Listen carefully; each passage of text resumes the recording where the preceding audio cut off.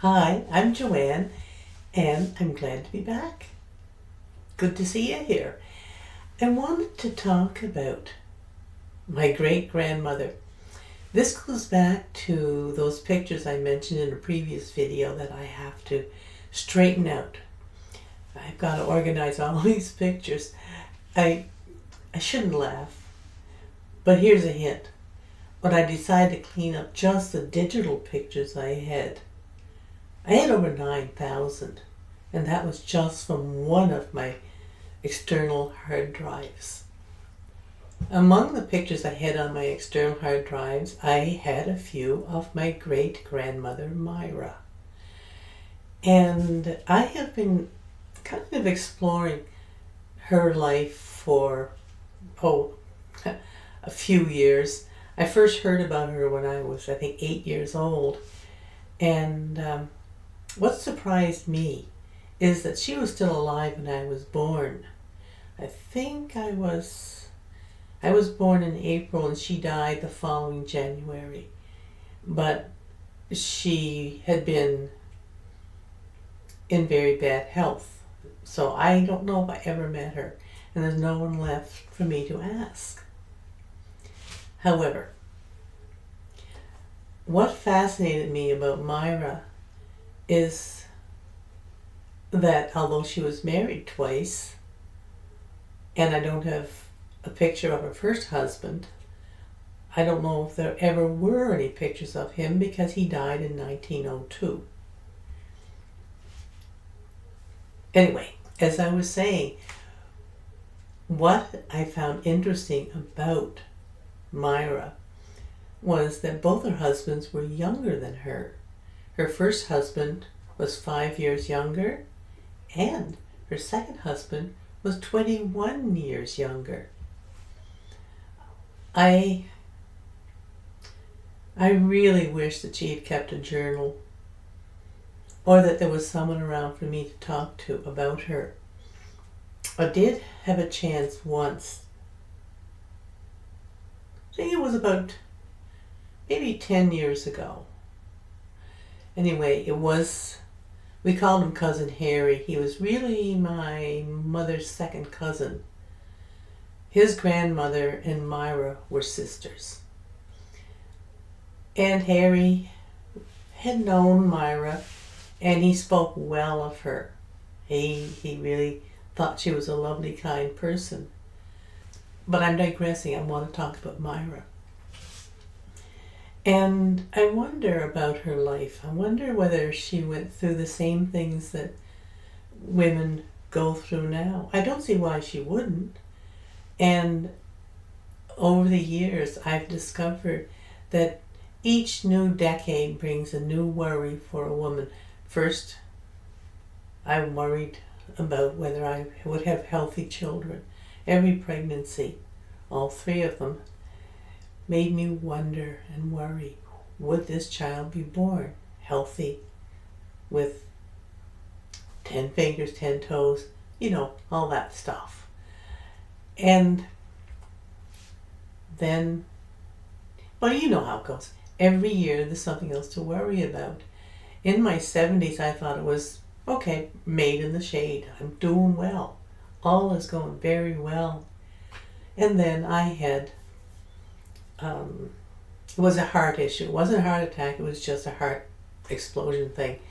And I survived. Turns out that my grandfather, Myra's second son, had died when he was 69 of the same heart issue.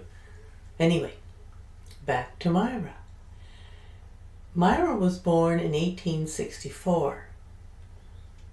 And in 1892, she married Robert. Now, as I mentioned, I don't have a picture of Robert. I don't think any ever existed. But she was 28 and he was 23. And the thing that I found very interesting, and I would love to know, but who can I ask? And time travel apparently still isn't possible. But they got married in June of 1892. And this was after their banns were posted in May of 1892. And it was like almost a month later they get married. And they had their first child in August of 1892. And I don't know what the community response or the family response would have been to a 28-year-old woman having a very premature birth so early in her marriage to her much younger husband.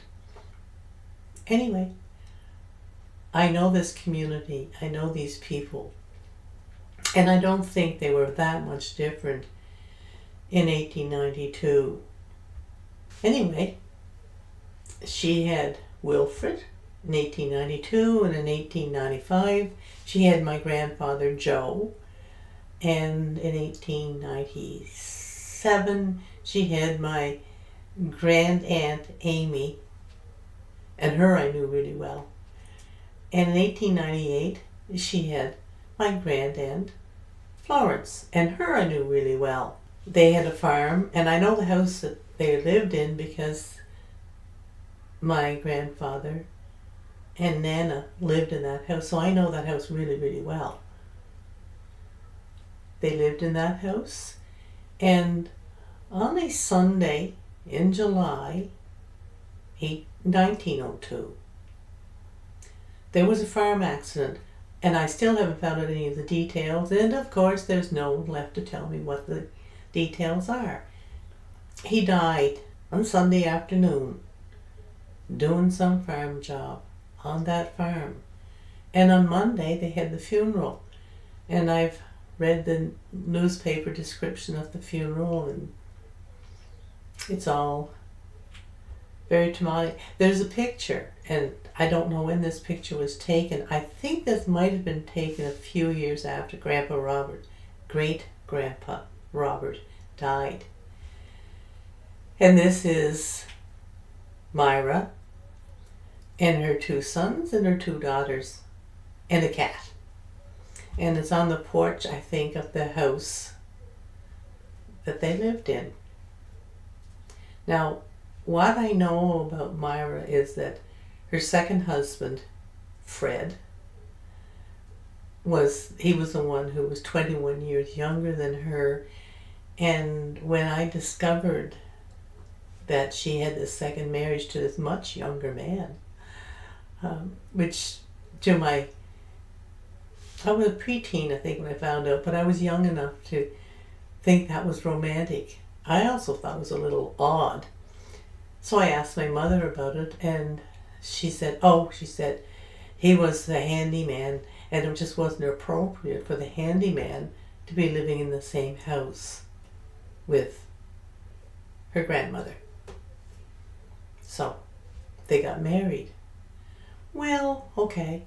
Again, I don't know who to ask about that. Mom, God love her, is gone. And so is her older sister, Eleanor. And in this picture, this is Myra holding baby Eleanor. Eleanor had been born in 1919, and this picture was, I would say, 1920 or 21. Anyway, this is Myra. She married Fred in 1908. And I think this picture again, was taken in 1908 or around that time. I know nothing about their lives. And my grandfather Joseph, good old Grandpa Joe, after whom I'm named, but I digress.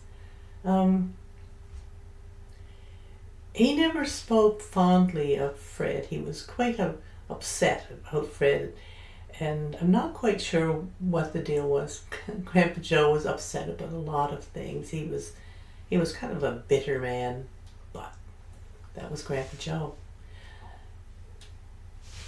And what Cousin Harry told me about Myra is that she was anything but a bitter person. She was just a happy person. I think she and Fred had a very simple life, and when I watched some of these videos or read about Back to the Landers, I kind of shrug. That's the way our people lived here.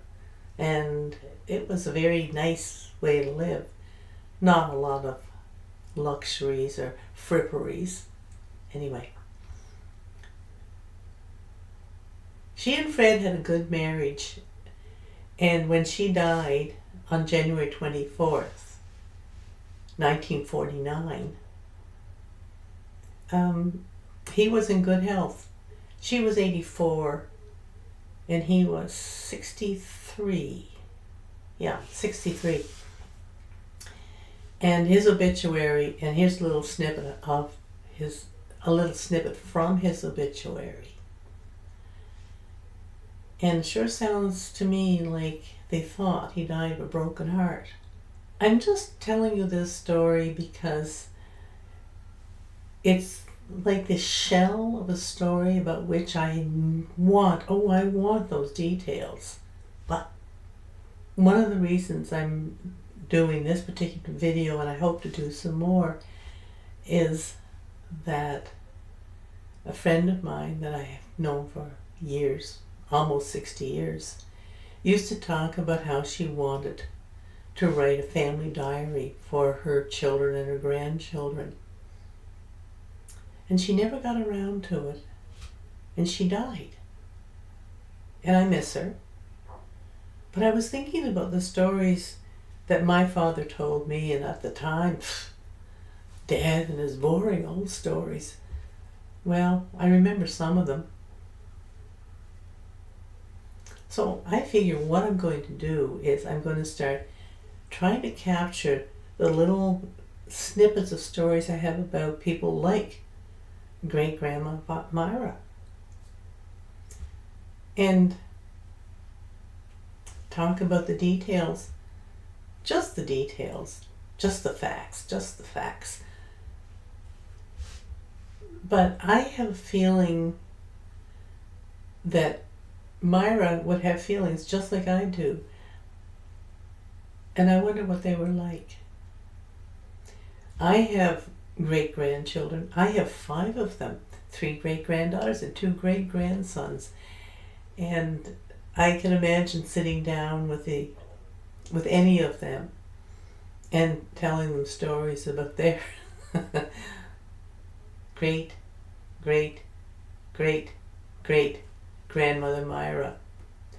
And they would be just like I was with dear old Dad. Oh, how boring. So, I'm telling you. Thanks for listening. I'm going to be telling more family stories. Even though there aren't many details to it, I still find it fascinating that she got married when she was 7.5 months pregnant in 1892, and there was never any mention of that, except, I'm not sure, because my sister has the family Bible, that particular family Bible, and I think Uncle Wilfred's birth date is in there as 1893, but access to the Prince Edward Island vital statistics records say it was 1892. And marrying a man who was 21 years younger than her, I mean, we're talking here, she was in her early 40s and he was in his early 20s. I find that impressive. Anyway, bye for now. Thanks for listening.